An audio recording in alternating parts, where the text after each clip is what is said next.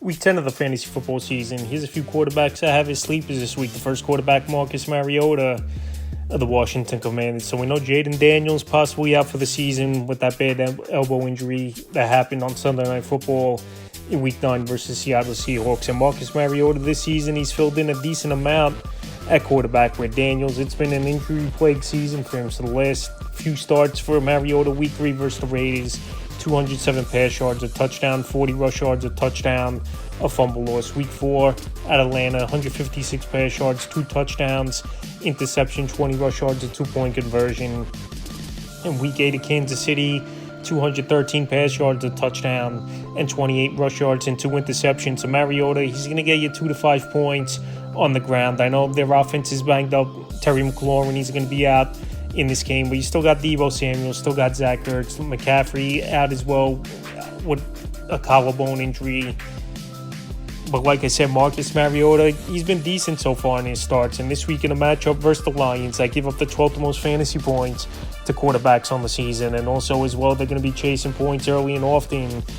You would think, is this Commander team? Mariota's out there right now in 91% of fantasy leagues, and a sleeper this week. Next quarterback, Jacoby Brissett of the Arizona Cardinals. Now latest is Kyler Murray. He's going to be out at least 4 more games going on IR with that foot injury. It's obviously more serious than they thought, or it's just a cover-up to keep Brissett in there as the starter, where they'll just give Murray time off for the next 4 weeks. So this offense has definitely improved under Brissett. Trey McBride's numbers have gone up. Marvin Harrison had a career game last week at the Dallas Cowboys, and Brissett's going out there and he's putting points on the board. Week 6 in Indianapolis, 320 pass yards, 2 touchdowns, an interception, 19 rush yards. Week 7 versus Green Bay, 279 pass yards, 2 touchdowns, 26 rush yards, a fumble loss.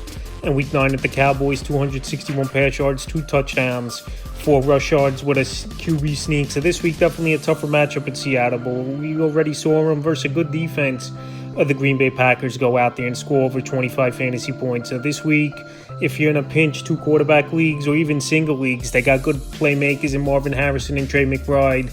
Like I said, is this Arizona Cardinal team, and they're throwing the football at a high rate. So with all those factors, and like I said, Brissett's playing good football with at least 20-plus fantasy points in his 3 starts. He's available right now in 86% of fantasy leagues. And the final quarterback, Bryce Young of the Carolina Panthers. Bryce Young, another quarterback, had a good matchup. He's out there in 85% of fantasy leagues, and he's been up and down this season. Week 5 versus Miami, it was a good game for him. 198 pass yards, 2 touchdowns, an interception, a fumble loss. Week 6 versus the Cowboys, 199 pass yards, 3 touchdowns, an interception.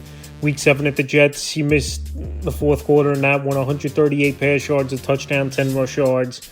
And then Week 9 versus Green Bay, it was a bad game. 102 pass yards, an interception, 9 rush yards. So this week, like I said, there's a streaming option. It's a good option to get Bryce Young on your roster. The Saints give up the 10th most fantasy points to quarterbacks on the season. And Bryce Young, we've seen a couple good games out of him this season. So like I said, if you need a streaming option and a sleeper this week, I think Bryce Young could be the guy for fantasy owners. That's a few quarterbacks I have as sleepers for Week 10 of the fantasy football season.